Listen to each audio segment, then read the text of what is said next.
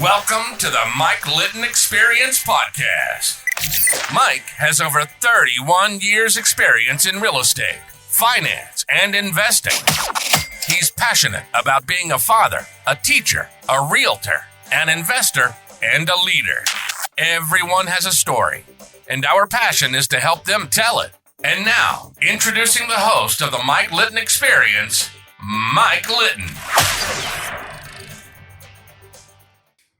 So what can you expect from the Mike Litton Experience? You can expect stories that will inspire, motivate, advice that will sharpen your focus, and expert information on real estate, finance, and market conditions. Morgan, thanks so much for being here, buddy. One of my favorite people in the world. Yeah, we've known each other how long now? 40-some years? Oh, it might be, what, you came to Lincoln Junior High in 1980. That would have been 78, 79 even. Yeah, well, let's call it 45 years. Real. Yeah. That is crazy, man. Yeah. Anyway, it's great to see you again. I know we don't get together often enough. Thank you for being on the Mike Litton Experience. I appreciate you doing this. You know this from our previous conversation. Everybody has a story, and our passion is to help them tell it. And so what I believe and what I actually know with every fiber of my being is your story is going to inspire and motivate people. You inspire and motivate me just when I talk to you on the phone, okay? And when I listen to your podcast. Okay. So I know people are going to be inspired and motivated by your story. So with your permission, let's start at the very beginning. Where were you born? Oh gosh, okay. I was born in Connecticut. Yeah. My parents got married at a very young age. Yeah. They were in high school. Okay. And I was the second child. Okay. And my father it was during the Vietnam War. My father had just joined the Army. Okay. And they were in Connecticut because that's where they were both originally from.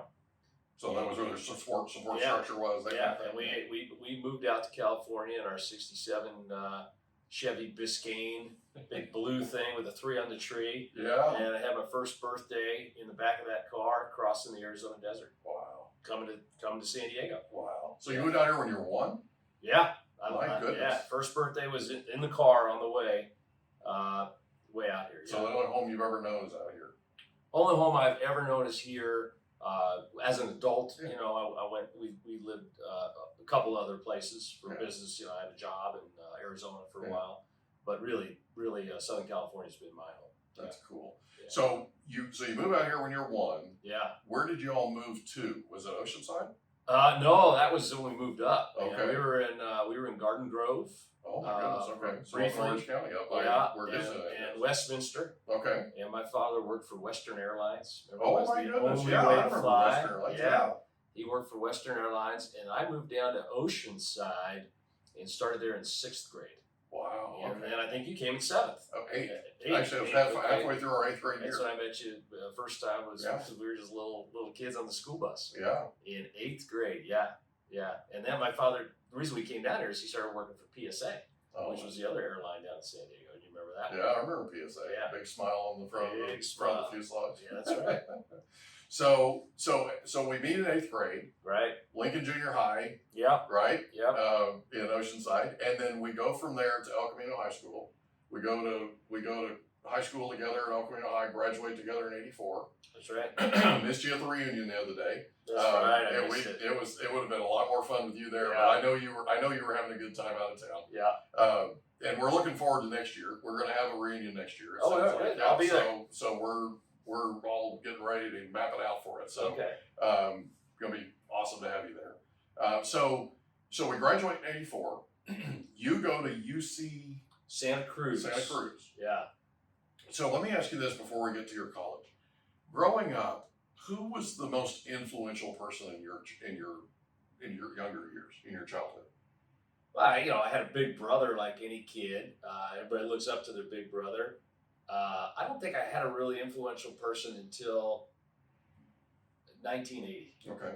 Ronald Reagan. Okay. Ronald Reagan, Margaret Thatcher, Pope John Paul II sort of corroborated on the world stage to expand freedom and to reduce tyranny. Right. And I don't know why. I was just a kid, right? Yeah. I was a freshman in high school. Me too. But I felt the exact same way. that was very, very inspirational to me at that time, seeing that happen. And really, I became a believer in that concept from them. That's cool, man. Yeah. That's cool. So, so you graduate Alcamino High with me. Yep. And you go to UC Santa Cruz. I do. Right. Yeah. And you study what? Well, first of all, getting to UC Santa Cruz, back in our day, we didn't apply to 20 colleges. Right. We didn't have the Common App. And, I didn't come from a long generation of college people. It was just a counselor at the school said, why don't you go to college? And I said, well, I don't know, maybe. Yeah. Which one should I go to? And Right. he says, well, what do you like to do? I said, I like to go to the beach. And he said, well, there's one up there. It's on the beach. It's called Santa Cruz. So I applied. I'd never really traveled much or seen much. And I got there, and somebody said to me, what is your major? Mm-hmm. And I said, what is a major? I did not know. I'd never heard that concept in my life. And they said, well, what do you want to do when you get out of school? And I said, well, I want to be a business person. I want to be in business. Mm-hmm. And they said, well, this is a liberal arts school. You came to the wrong place. We don't have a business major. And I was really distraught by that. And I said, do you have anything kind of like business? And he said, yeah, we have this thing called economics. And I said, that's cooking. Because I said it, and this is how ignorant I was. Home economics. I had taken home economics in high school. Yeah. And we made, I remember, beef stroganoff and a couple other dishes. Yeah. Remember the class? Yeah. And it was fun. Yeah. I think we got in trouble. We put hot sauce in the We got teacher's a lot tea. of trouble. We did. I put That's pretty much all we hot did. sauce in the tea. And I didn't know that economics was a discipline. I had no idea. Yeah. So I took my first class, fell in love with it instantly. So just so we're clear, you're the troublemaker. You just got me in trouble for following around. We were high energy teenage boys. I can tell you that. We were high energy teenage boys. I haven't changed a lot. But yeah. Yeah, exactly.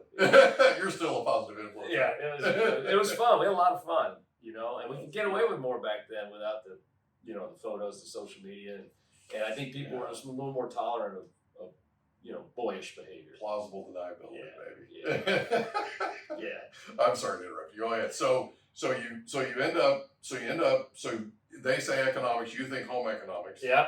You think you're going to be cooking, right? Oh well, no, I didn't think it. They explained it to me, and I said, okay, I'll take it. And they said it's like business, and it is like business, Yeah. And but I found something that just felt very natural. Yeah. Right. So if I went and took a calculus class, that was a challenge. Yeah. Spanish class was a challenge. It was work, get through it. Physics, chemistry. But I thought economics was the most logical subject, the easiest thing I had ever done. And that you're a little lazy, you go to the thing that felt natural to you. And so I that's gravitated understandable. towards Yeah. it. Yeah. I got you. Really liked it. That's cool. Yeah. So you find your groove, Find the right? groove. Yeah. Graduate with your bachelor's degree in economics. Yeah. Then what? Well, because I loved economics so much, I decided I wanted to get a PhD in economics. Okay. So I applied to what at the time were the top economics universities in the country to get a PhD. Okay. And I remember it well because I got accepted to NYU, Mhm. Auburn University, which was the top for a discipline in economics called Austrian economics, which I really enjoyed, liked, and believed in, and Washington University in St. Louis. And Okay. a professor from Washington University in St. Louis had just won a Nobel Prize in economics, and he was part of Ronald Reagan's economic team. Love it. So this goes back to that. Absolutely. So I thought about it, and I went to Washington University in St. Louis. Okay. And I showed up as a kid from Southern California. I think I might have had an earring. I think I had purple board shorts and flip-flops. Of course And you my did. hair was kind of shaggy. And I wore a tank top, and I showed up to class the first day, and I thought, man, these people are serious about economics. Yeah. So I need to go change. I need to change. I need to dress up a little. It's not Santa Cruz anymore. But, at Santa Cruz, I wasn't with sort of like-minded in terms of the economic spectrum of thought. I was more of this Austrian public choice school. Right. They were more of this sort of Keynesian school. We all were great friends, of course. But here, I'm like, all right, well, this is serious. Washington University, St. Louis is, for those that are, not in the Midwest, it's like Stanford. Yeah. It was a good school. Yeah. But Do you mind? Mind if I ask you a question? go right ahead. What is Austrian economics? Well, there was a guy named Hayek Friedrich Okay. Hayek. He wrote a book way back called The Road to Serfdom. He was Okay. an Austrian economist. He was Okay. very much a proponent of free markets, Supply side. property rights. It evolved into supply side in the U.S. in the Reagan years. But that was a lot of where it came from. Gotcha. It's called the Austrian School. Still very popular today. It heavily influenced people like Milton Friedman, Mm-hmm. Art Laffer, Arthur Laffer, yeah. who was San Diego connection as well. But when I got there and I got my apartment and I had my little Toyota pickup and I did all the stuff, and I was going to class for a couple of weeks and I hadn't got my stipend.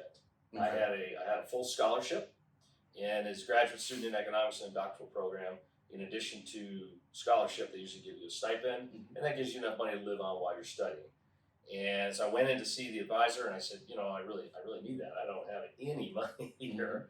And he said, I'm sorry to inform you, but we've had a change in the budget. And I had the letter. I mean, the letter was pretty clear. It was a stipend, and he said, we don't have it. There is nothing. So That's kind of difficult when you're a starving student. When you're a starving student, and I said, well, okay, I didn't have the wherewithal to try to hold them to the accountable to the letter. I was a kid. Yeah. So I said, well, all right, no problem. I'll go, 10 bar, or, Yeah. do pizza joint or whatever I got to do. And he said, no, well, you can't do that here. This is a very rigorous program, and if you do that, you'll be thrown out of the program. If you go get a job. If you get a job, you'll be thrown out of the program. To support yourself. To support yourself. Even though there's no stipend.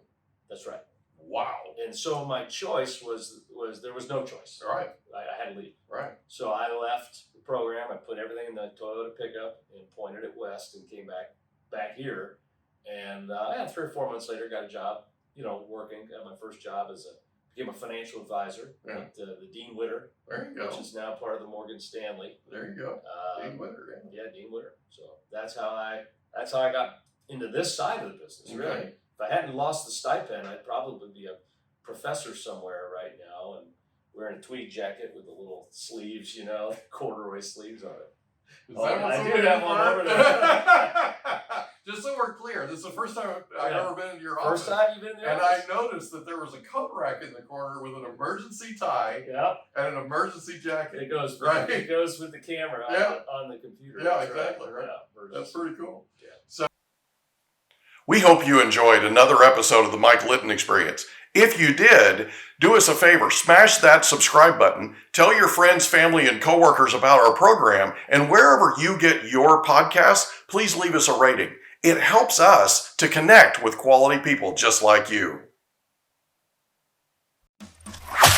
And that's a wrap. Another episode of the Mike Litton Experience in the books. Reach out to Mike on Instagram at Litton Realty. Want to meet with Mike? Check out calendly.com/Rio760.